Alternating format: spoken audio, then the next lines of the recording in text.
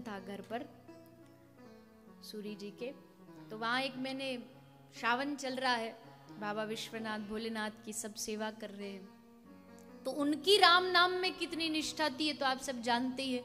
विष राम नाम लेके पी गए और देखो कंठ में अमृत का फल प्राप्त हुआ। तो भगवान भोलेनाथ जी ने एक बार एक रामायण की रचना की, श्री भोलेनाथ जी के द्वारा रचित रामायण। और उस रामायण में कोई ऐसी वैसी रामायण नहीं थी छोटी मोटी, वो रामायण अद्भुत रामायण, उसमें 1 करोड़ श्लोक थे। भोलेनाथ जी ने रचना कर दी। अब सब देवताओं के, मानवों के, सबके मन में आया, अरे भोलेनाथ जी क्या करेंगे इसको रख के, इससे अच्छा तो उनके पास जाते, निवेदन करते कि इसके जो श्लोक है उनको बांट दो, हम सब में बांट दो। तो सब देवता, थोड़े से दैत्य राक्षस, थोड़े से मानव भोलेनाथ जी के पास पहुंच गए। अब भोलेनाथ जी से निवेदन कर रहे, हे नाथ, हे भोलेनाथ, हे शंभो, क्या करोगे आप इसे रख के? तो एक काम करो, आप इस जो रामायण के श्लोक है इसको आप हम 3 लोगों में डिवाइड कर दो, देवताओं में, मानवों में, दैत्यों में, तीनों में। तो तीनों में भोलेनाथ जी ने 1 करोड़ श्लोक में से उसका 3 हिस्सा किया और 33 लाख 33 lakhs ईच ग्रुप, तीनों को बांट दिया। अब 1 करोड़ में से 33 तीनों को बांटेंगे तो कितने बचेंगे?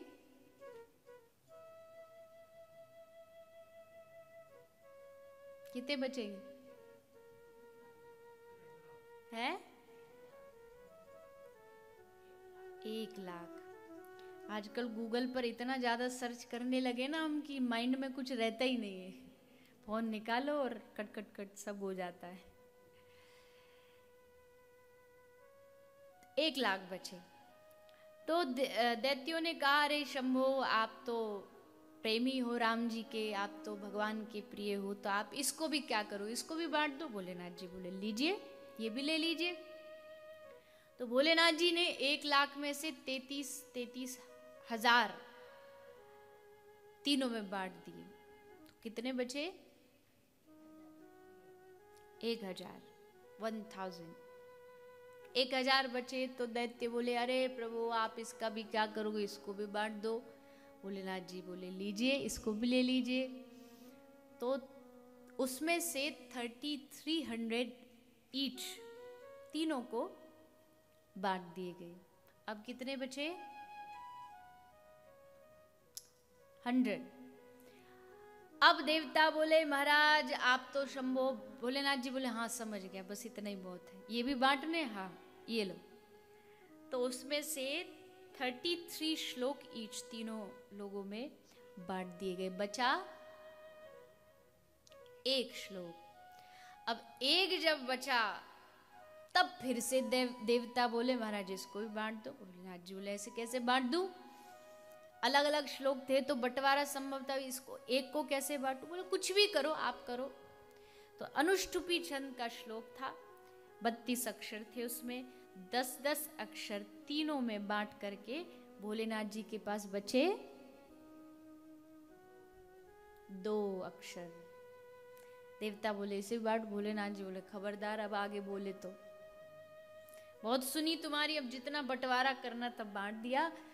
और एक बात कहूं, ये सारी रामायण तुमको मुबारक, ले जाओ, पढ़ो, अध्ययन करो, लेकिन ये जो 2 अक्षर है ये मैं नहीं दूंगा। अच्छा जी, मत दीजिए, पर कम से कम बता दीजिए ये अक्षर क्या है। भोलेनाथ जी ने कहा, ये अक्षर मेरी रामायण का सार है, ये अक्षर मेरे जीवन का सार है, ये अक्षर मेरे सारे अध्ययन, ज्ञान, त्याग, वैराग सब का सार है। और वो 2 अक्षर है राम। ये राम मेरी पूरी रामायण का सार है। मैंने राम पकड़ लिया, अब रामायण तुम पूरी पढ़ो, सुनो, आपस में बांटो। क्योंकि मैंने तो जो मूल है उसको पकड़ लिया, जड़ को पकड़ लिया कि राम ही सारी राम कथा, कृष्ण ही पूरी भागवत का सार है, शिव ही पूरी शिव पुराण का सार है। इसको हम क्या करते हैं, जो पकड़ना चाहिए वो नहीं पकड़ते हैं, जो मूल चीज जो जरूरत की है वो नहीं पकड़ते, बाहरी जो छोटे मोटे चुटकुले उनको पकड़ लेते हैं, गलतियों को पकड़ लेते हैं, बट जो चीज पकड़नी है उसे नहीं पकड़ते। वो वैसी हालत है, एक बच्चा, उसको दवाई खाने की आदत नहीं थी, टेबलेट्स नहीं लेता था, तो पिताजी ने सोचा इसको कैसे दवाई दूं, इसको बड़ा तेज बुखार है, तो ऐसे तो लेगा नहीं। तो पिताजी ने क्या किया, एक दिमाग लगा के उसको रसगुल्ला बहुत अच्छा लगता था, तो पिताजी ने रसगुल्ला के अंदर वो जो दवाई थी, मेडिसिन टेबलेट, उसको घुसा दिया। बोला बेटा ये रसगुल्ला खा लेना, मैं ऑफिस जा रहा हूँ। बोला ठीक है पिताजी। पिताजी शाम को आए ऑफिस से, पिताजी बोले खा लिया बेटा? बोला हाँ पिताजी खा लिया। कैसा लगा? बहुत अच्छा, बहुत टेस्टी, बड़ा रस था उसमें, बड़ा अच्छा था, पर पता नहीं पहली बार ऐसा रसगुल्ला खाया। रसगुल्ला तो अच्छा था पर उस रसगुल्ले में गुठली आ गई थी, सो मैंने फेंक दी, रसगुल्ला खा लिया। अब यही हम करते हैं, जो असल में खाने की वस्तु उसे तो फेंक देते हैं, जो वस्तु इतनी आवश्यक नहीं है उनको पकड़ के बैठे रहते। मूल चीज है कृष्ण नाम पकड़ो, उसको नहीं पकड़ते, तब भटकते रहते हैं। इसलिए भागवत कहती है आप श्रीमद् भागवत को श्रवण करो, उससे होगा क्या? बोले अवरुद्धते, श्री कृष्ण आपके हृदय में आकर के अवरुद्ध हो जाएंगे। अवरुद्ध किसे कहते हैं? अवरुद्ध का अब ऐसे तो क्या मतलब समझाऊं, पर ये हॉल है, ठीक है, इसमें 2 दरवाजे हैं, दोनों खुले हुए हैं। आपका जब मन करे आप अंदर आ सकते, जब मन करे आप बाहर जा सकते। इसका मतलब आप हॉल में बैठे हो, आप मंदिर में बैठे हो। लेकिन अगर ये दोनों दरवाजे बंद कर दिए जाएं कि 6:30 से पहले ये दरवाजा नहीं खुलेगा, तब फिर आप इस हॉल में बैठे नहीं रहेंगे, फिर आप अवरुद्ध हो गए, चाह के भी आप बाहर नहीं जा सकते। तो यहाँ व्यास जी ने जो शब्द लिखा वो ये नहीं कहा कि आप भागवत सुनोगे तो कृष्ण आपके हृदय में आके बैठ जाएगा, कहा कृष्ण आपके हृदय में अवरुद्ध हो जाएगा, मतलब वो चाहे भी बाहर जाना आपके हृदय से तो बाहर नहीं जा सकता।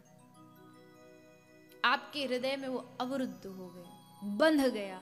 अब आप लाख प्रयास कृष्ण भी करे कि मैं जाऊं तो जा नहीं सकता है। और भगवान हृदय में आते तो उससे क्या होता है, हमारा हृदय जो है, हमारा मन जो है, जिसमें न जाने कितने दिनों से काम क्रोध लोभ मोह बैठे हैं, वो सब भाग करके वहां श्री कृष्ण का निवास हो जाता है। हमारा हृदय किसका घर है? हमारा मन जो है उसमें कौन रहना चाहिए? कौन रहना चाहिए? राम। राम माने भगवान। पर अभी कौन बैठा है इसमें? कौन बैठा है? हृदय के एक छोटे से कोने में पाउंड्स बैठे हैं,